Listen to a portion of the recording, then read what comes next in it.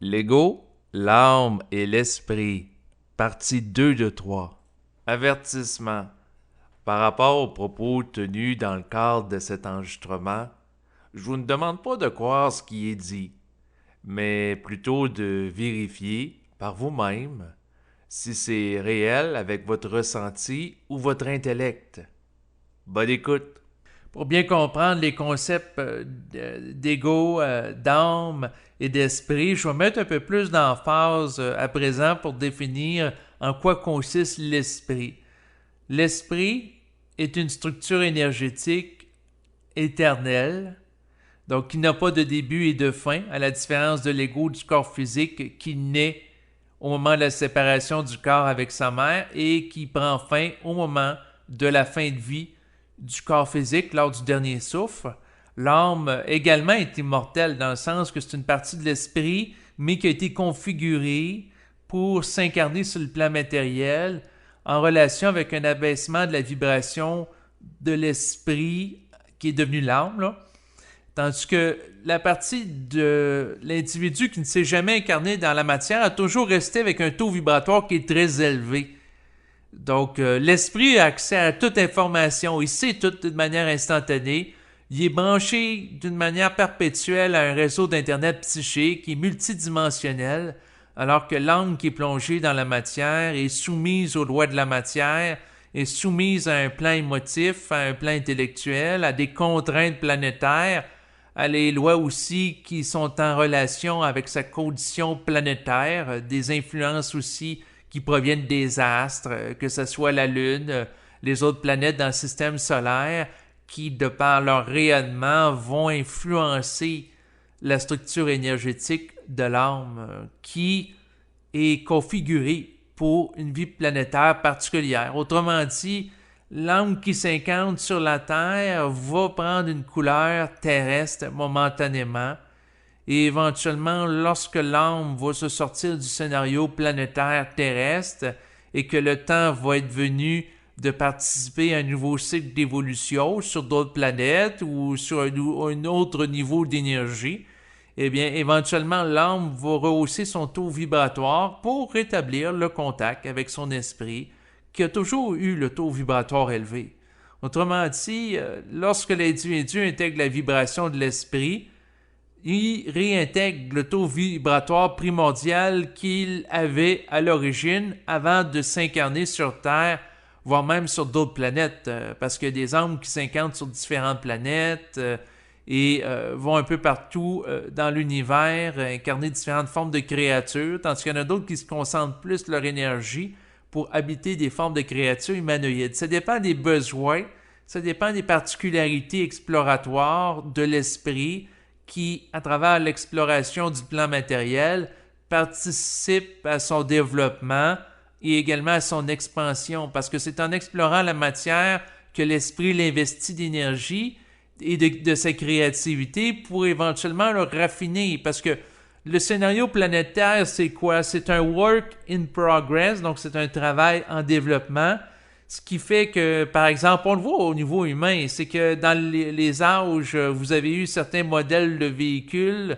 Au début, les gens se déplaçaient à pied, éventuellement ils se déplacent avec une charrette avec des chevaux, comme au temps des Romains. Au Moyen Âge, c'est encore le même principe. À un moment donné, la voiture apparaît. À un moment donné, les gens vont se développer en fusée avec la conquête spatiale qui prend forme en 1969 lorsque l'homme va sur la Lune à partir d'un vaisseau spatial, c'est-à-dire, on dit un vaisseau spatial, mais c'est très minime, c'est juste les balbutiements là, du développement technique de l'être humain, mais ce qui est important de savoir, c'est qu'au fil du temps, l'être humain développe des véhicules physiques et l'âme est mis en vibration par l'esprit pour toujours raffiner le véhicule. Donc, autrement dit, l'auto se raffine au fil du temps. Depuis un certain nombre de décennies, l'être humain se déplace en automobile et ce n'est pas fini. Éventuellement, il y aura d'autres formes de véhicules plus propres, plus écologiques. À l'époque actuelle, on assiste, par exemple, à l'informatisation du véhicule automobile. Donc, on peut, par exemple, à bord d'une auto, utiliser la commande vocale. On peut, par exemple, aller utiliser un GPS pour se déplacer à travers l'espace physique. Et c'est le début de l'informatisation. Il va y avoir d'autres choses qui vont venir éventuellement. Et ce qu'il faut dire, c'est que les esprits qui sont au-delà de la matière vont piloter l'âme à travers les événements qu'ils préparent dans le plan de vie pour qu'il y ait une évolution constante sur le plan matériel, qu'il y ait un raffinement constant de la forme par l'individu qui façonne la forme en façonnant, par exemple, le véhicule automobile, en le raffinant pour qu'il devienne plus efficace au fil du temps, et également l'esprit, à mesure qu'il habite le corps physique, en développe une maîtrise, stabilise l'ego, donc l'aspect animal. Eh bien, à ce moment-là, il se manifeste de plus en plus à la conscience de l'âme qui sort de l'inconscience et prend conscience de sa contrepartie cosmique à travers la fusion. Et là, à ce moment-là, le travail en partenariat commence et c'est la période de l'évolution qui débute, qui fait suite à la période d'involution. Donc, la distinction entre les deux, c'est que lors de l'évolution, c'est une période de descente de l'énergie de l'esprit qui abaisse progressivement sa vibration pour plonger dans la matière. Et lors de la coupure de l'âme avec sa source, eh bien, elle n'a plus la possibilité d'établir une communication télépathique avec sa contrepartie cosmique. Donc, autrement dit, l'âme qui n'a plus accès à la télépathie avec son double, n'a plus accès à l'information, ce qui fait qu'elle était obligée, dans des temps immémoriaux, de développer la maîtrise du corps physique. Donc, autrement dit, lorsque l'âme était branchée à la structure énergétique de l'esprit, eh bien, à ce moment-là, c'était très facile pour elle de fonctionner sur une planète.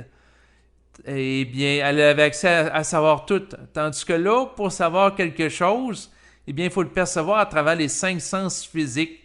Donc, autrement dit, si je veux savoir si à 1 kilomètre de ma distance, où ce que je me situe sur le plan physique, il y a un animal prédateur, eh bien, il faut que je le voie à travers mes yeux, que je l'entende avec mes oreilles, que j'entende ses rugissements.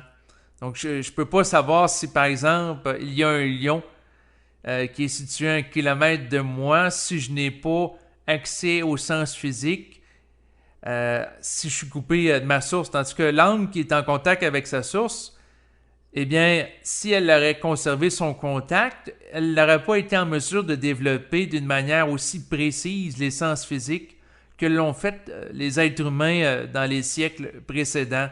Autrement dit, l'âme qui veut savoir si un animal prédateur à 1 kilomètre de l'endroit où elle est présentement, et eh bien, elle n'aurait qu'à poser la question à son esprit, est-ce qu'il y a un prédateur qui est proche? Puis là, l'esprit aurait dit oui ou non.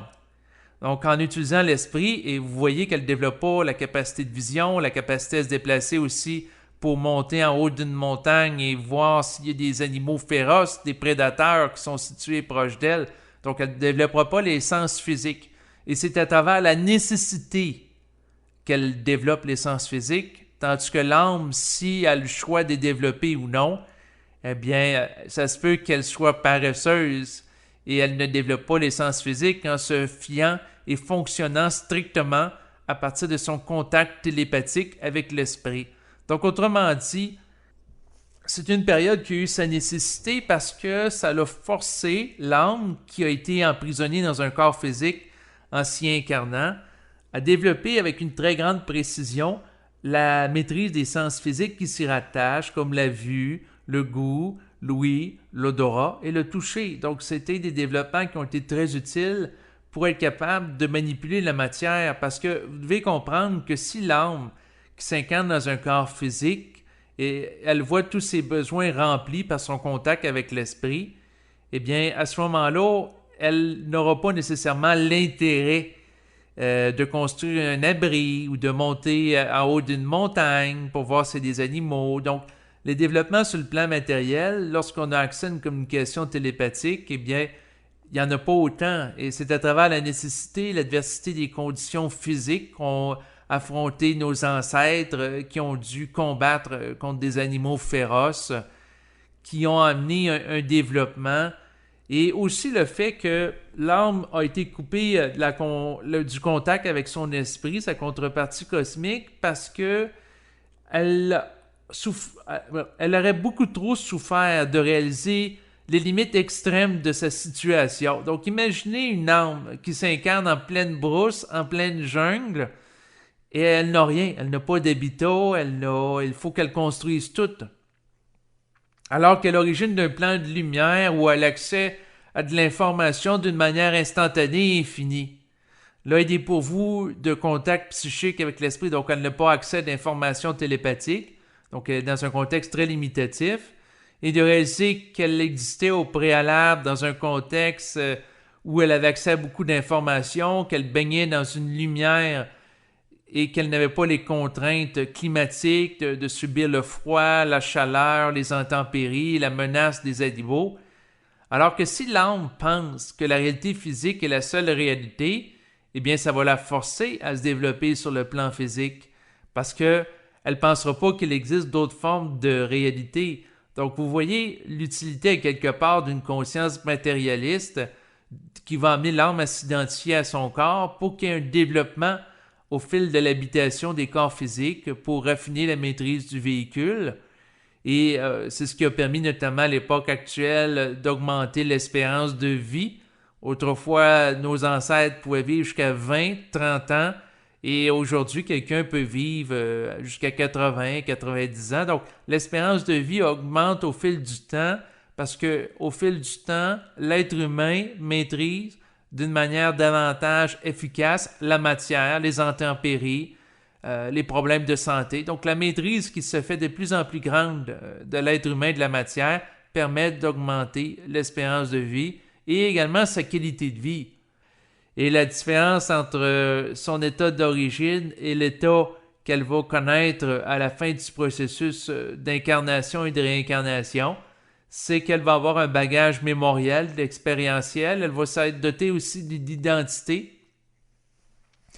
Parce qu'à travers les expériences qu'elle aura connues, elle sera dotée d'une identité qui est en relation avec le développement de compétences sur le plan matériel. Donc, autrement dit, quelqu'un, par exemple, qui dans plusieurs existences a été un enseignant, donc il développe des compétences en enseignement, s'il a réparé des charrettes, des véhicules automobiles, donc il a des compétences de mécanicien, donc il développe certaines compétences en relation avec les fonctions qu'il aura occupées au fil des incarnations, qui peut lui prédisposer à agir dans un rôle conseil entre deux existences pour certaines âmes, autrement dit, être un guide conseil qui va conseiller, entre autres, les âmes qui vont s'incarner sur Terre ou sur d'autres planètes en vertu des compétences qu'elle aura développées au préalable et de sa capacité aussi à se brancher à son esprit pour coordonner d'une manière cohérente les incarnations et réincarnations qui s'effectuent